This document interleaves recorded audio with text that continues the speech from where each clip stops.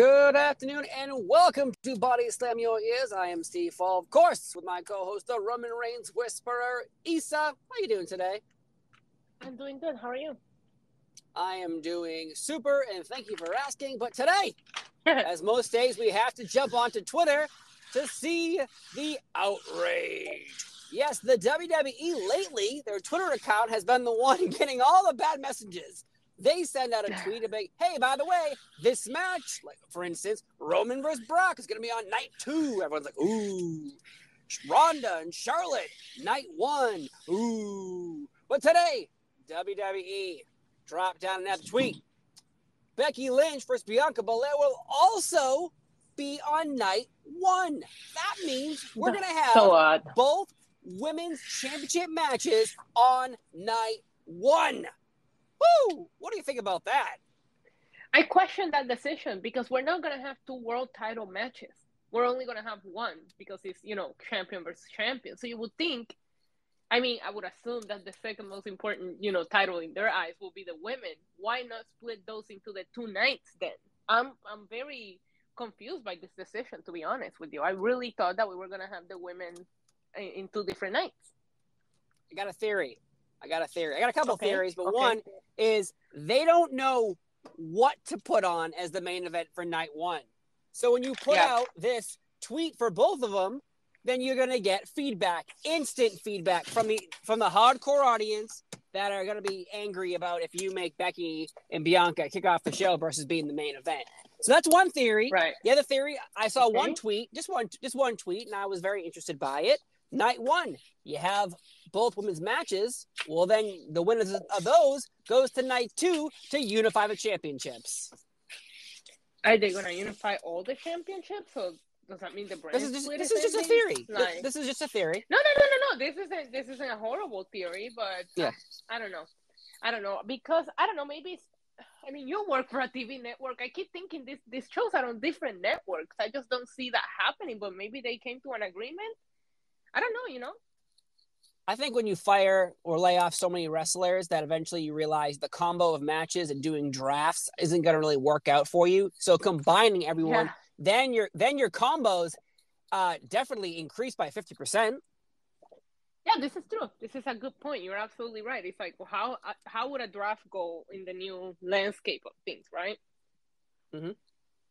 Because a draft really is just cutting half. It's just swapping half of a roster and another half of a roster and then bringing them over to each show. But yet you're still going to have, half the people on each show are going to stay on their halves. So really, the combos aren't all there. You might possibly have some backlash. We've heard of USA being mad about, Hell in a Cell matches or Fox being mad or Roman is here, Ronda's here, this network wants this. So why not come to an agreement and say, hey, how about you get all of our stars in this kind of fashion, you know what I mean? And maybe the networks were like, all right, that's much better than us not seeing, us getting Roman Reigns, but not getting Brock Lesnar and you getting Ronda, but we don't get Charlotte. You know what I mean? So I can see the networks agreeing to seeing the stars maybe every other week as opposed to not having them on their show at all. Like you must be, having Becky Lynch on Mondays and not on Fridays obviously hurts something for Fox. You just brought it up. A wrestler on one brand isn't on the other. So then USA misses out on Roman Reigns. Right. So, I think it will be a smart choice, but you don't know how these networks function. You know what I mean? You don't know how petty they want to get. But I think I don't know, because back then when the brands weren't split, they also were not doing the best of work, at keeping the shows interesting, because we were seeing the same rematches, the same stories. But like you said, your roster is no longer as deep as it used to be.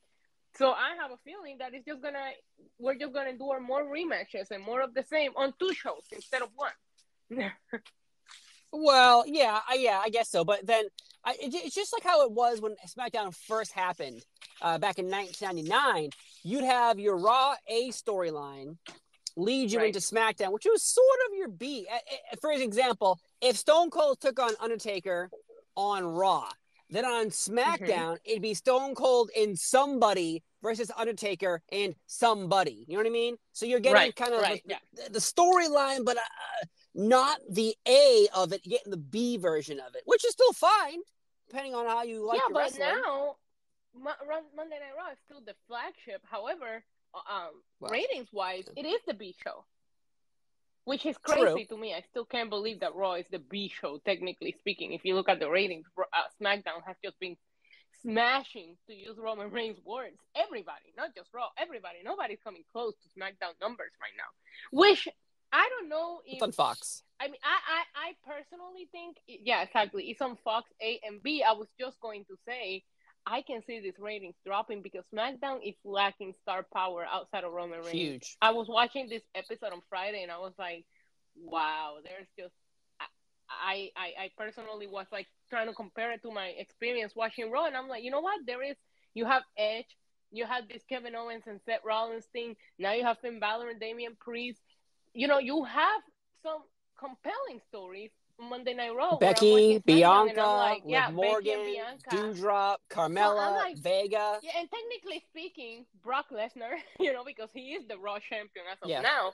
So right now, I would say that Raw, it just feels longer, so they do have filler, but they have storylines that I feel more invested in. Yep, I agree. I've refused for years to do a Raw podcast, and 3 weeks ago, I finally said, you know what? Raw is better than SmackDown. You know what? I'm going to do a show again. So I have a new show, Getting Raw, with Stephanie Hypes. Every Tuesday we record. So Raw is better. It inspired me so much that I put out a show. Before, I would avoid SmackDown because SmackDown was always the repeat, the light version of Raw for so many years. And finally, it broke out. It was pre-taped. When it was pre-taped, SmackDown was just horrible because the spoilers were all over the internet. Nobody was watching it. Unless somebody said on the internet, oh my God, you'll have to watch this match. And it was just for the action in the ring, not because you didn't know the results, you know? Yes, I agree. I'm just so happy. That we're going to get 2 women's matches on the same night. And then the fans are going to go berserk on Twitter. And they already have started a hashtag to get this whole movement moving, because nobody on Twitter, at least Twitter, that's not the real world, but Twitter wants Becky Lynch and Bianca Belair, hashtag main event Becky Belair, and that's what people are tweeting out right now. There is no main event Charlotte Ronda going around, I don't think. The issue that I have with this is like, well, 2 issues. A, here's to hoping that they let Bianca win, right? Because if they don't, it's going to be a different messy ass thing. But the issue that I have with this is like, I really question the booking because like, okay, we're going to wait until WrestleMania 39. That's the rumor, right? But it's like, you have the return of Ronda Rousey. This should have been so much bigger if you would have just gone for Ronda and Becky. But you want to bring Ronda back as a babyface. I think people would have want to see Ronda versus Becky.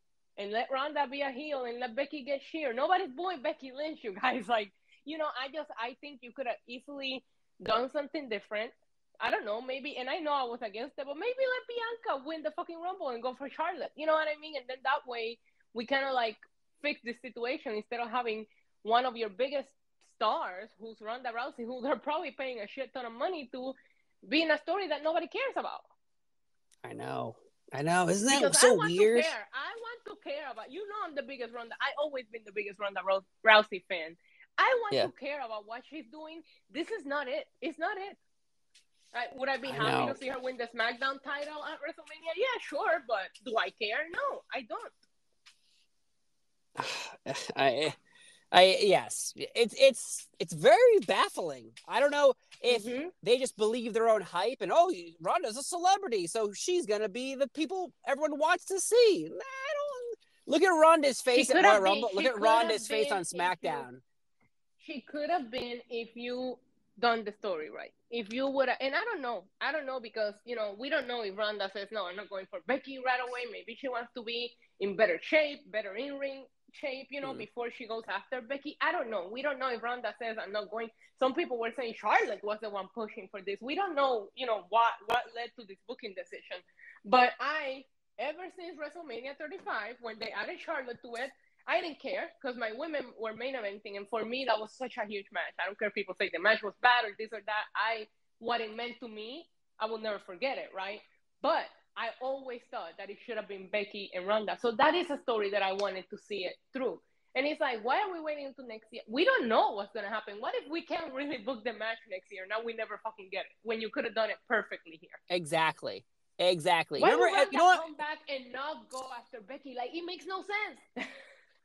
Every year after WrestleMania, the next day, everyone's like, "Oh, they already have the story, the main event for next year." And I'm like, "Why are they doing that?" No. Like, Yeah. just give us. If you have this idea, do it next month at WrestleMania Backlash. Like, because you don't know what's gonna happen in a year. That whole Rock John Cena year build up was scary because every time you watch something, you're like, "Please God, don't get hurt, John." Thank you. And that's the other thing. It's like, look at the world we live in. We're still on it, on a freaking pandemic. Who knows if we are even going to have a WrestleMania, if there's going to be fans allowed there next year. We don't know anything. You think that we would have learned from, I don't know, from these times that show us uncertainty and say, let's just book it while we have it.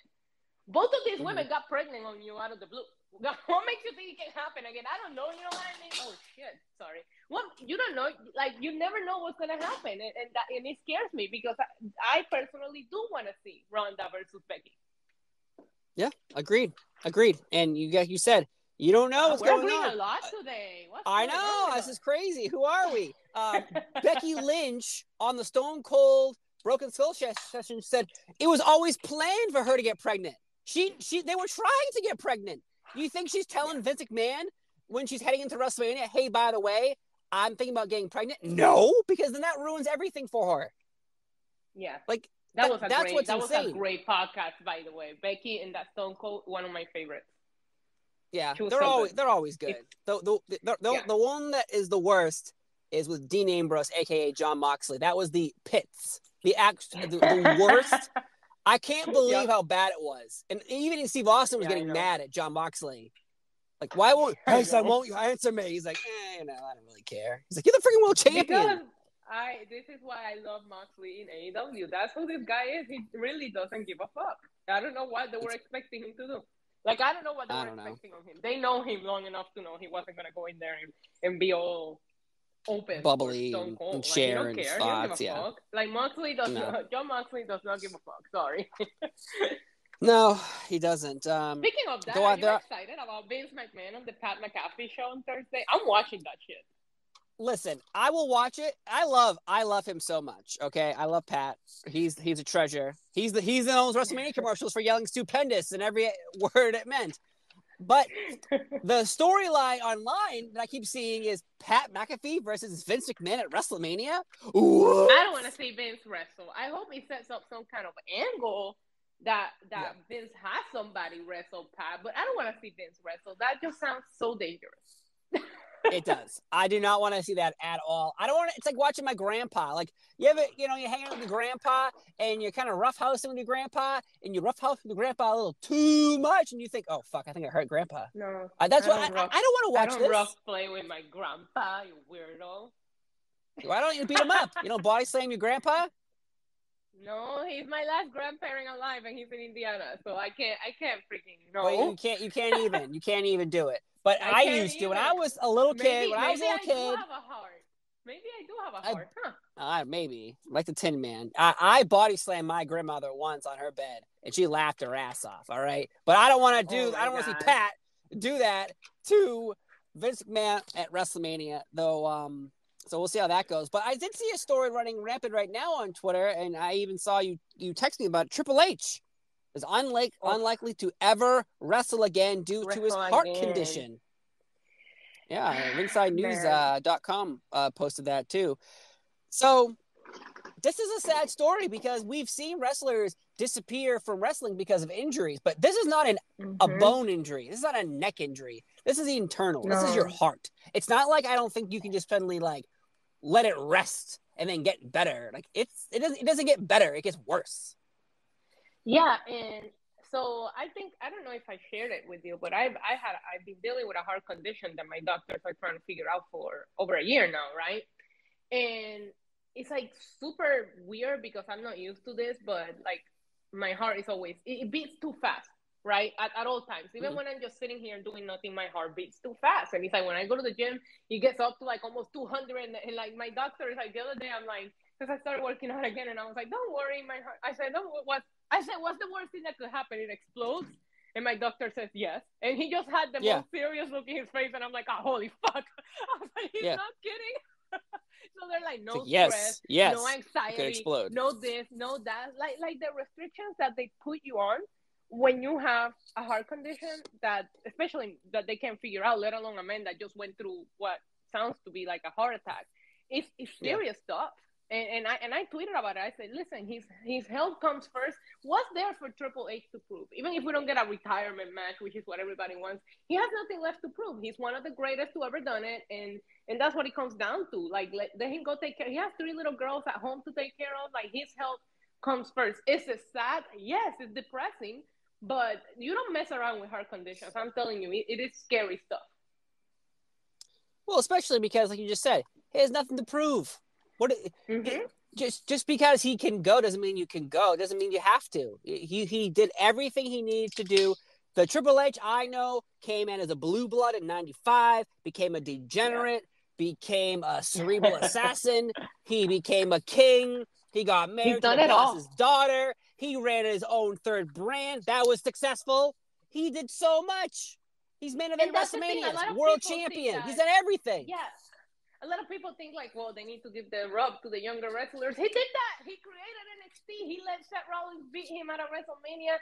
Yeah, I remember he had that awesome fight with Dean Ambrose. He did let Roman beat him at WrestleMania 32, even though everybody hated it. So Triple H has been letting the younger guys get with him.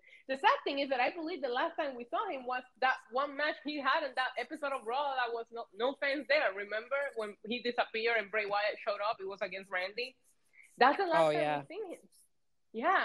Wow. So the fact that we saw him, in an empty arena, but it wasn't really a match because Bray Wyatt take over. But I think of that as his last match because I remember that episode. It was fucking weird as fuck when Triple H was like, I'm wrestling you tonight, and then he comes out in his jeans. I was like, he's not gonna wrestle. Something's gonna happen.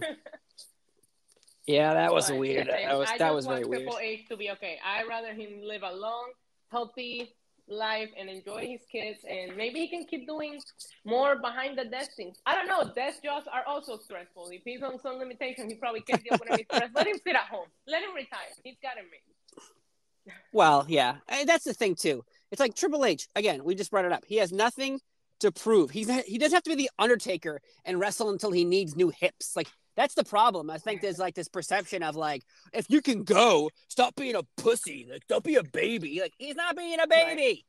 He's got a goddamn heart condition. He doesn't have to be insane. He can just walk away. I know Edge came back and that's great. And Shawn Michaels came back and that's great. But like, those people came back and that's great. Yeah. But there's no reason for someone else to come back. The best way possible. It's like, okay, these are bone physical injuries that maybe some physical therapy, maybe some freaking surgeries can fix, but we're talking about a heart. If your heart stops, you're done, right? If you break a bone, you get a cast, you can fix it, whatever. If your heart stops, you're fucking dead. So, like I said, based on my experience, I know that I told you, no stress, no anxiety, no this, no working out, no nothing. And I'm like, so you just want me to sit in my house in a quiet room and just pet my dog all day? Because that's the only thing that doesn't raise my heartbeat. And if they had it their way, that's what they would have me do. So and mine is not even that serious, it's just a fast heart rate. So imagine somebody going through a heart attack. My mom has a heart condition. She has like some kind of weird thing on her heart that they had to put in there, and she's in also very, very weird restrictions. So just let the man retire and take care of his health. I just want to say thank you. His entrance is so epic, like everything Triple H did. One of my favorites. I remember when I stopped watching and I came back and started watching again, some of the Triple H matches were some of the ones that I went back to see for the time that I missed, that I didn't watch wrestling, because he's always been one of my favorites. He's one of my favorites, like one of the best of all time, in my opinion. Oh my God. His 2000 run, just the year 2000, with the McMahon, when he married Stephanie in December of 99, and then it was the first time, if you know anything about wrestling history, it was the first time at WrestleMania 16, which they call WrestleMania 2000, that a heel won the main event of WrestleMania. The main event. Like, that's historic. There were 16 WrestleManias up to that point, and that was the one that a heel won. Not the best WrestleMania, but still very historic. Also, can we talk about the fact that he was supposed to win that King of the Ring? Remember the whole Stone Cold thing, the debacle when they broke the fourth wall and somebody had to be punished for it, so they let Stone Cold win. Like, we might have not even gotten Stone Cold if it wasn't for that punishment, right? I just want to say, there's a lot of stuff like that. Unpopular opinion, WrestleMania 31, he had that Terminator entrance that everybody shit all over. I like that entrance. There, I said what I said. Now, I will admit, the only time Triple H in the past few years has been really good, him versus Daniel Bryan at WrestleMania, and oh my God, and Evolution versus the Shield back-to-back pay-per-views. Those 3 matches, outstanding. When Triple H took on Roman Reigns, the main event of WrestleMania, that was the pits. I'm sorry, it was the pits. But it was the pits. It was a bad storyline. I remember it, but it was midnight. I appreciated the pop when he came out at number 30 at that Royal Rumble and won and ended up winning the title. Like I when that music hit, I fucking lost it. And it was awesome, you know, and the fact that they eliminated Roman and came down to him and Dean, and then him and Dean had a stupid fucking match. I'll never forget the finish because Dean didn't lose. Remember that whole debacle too? We talked about it on one of our podcasts. Because it was like Fastlane, I think. The rope. Yeah, and his foot Roadblock. Was it Roadblock? Yes, it was Roadblock. Shut up. And his foot was under the rope, and the camera caught it, and then the internet went crazy. Like, no, he didn't, you know. But whatever. It was just, I just appreciate everything Triple H, you know, did, and he's awesome, and he created NXT. And I know NXT is not what it was, but listen, be thankful that it happened. The years that NXT was good, it was the best thing going in wrestling because of Triple H. Yep, I agreed. We're out of time here at Body Slam Your Ears. I have been Steve Fall. She is Issa. You can follow us on the internet. You know, she's on Christian Mingle, so you can follow there too. Well, folks, we've had a wonderful time here. Wait, this is an episode for history. We agreed on everything today. We're acting like best friends or something. I know. What is this? What is this madness? I maybe you'll start answering my text messages. Some news will break today that we don't agree on tomorrow because I don't like this. We'll have to see what happens tonight on Raw. Folks, we end the same way we do every day. We do this Monday through Friday. What do we say to the good people? Adios. Adios.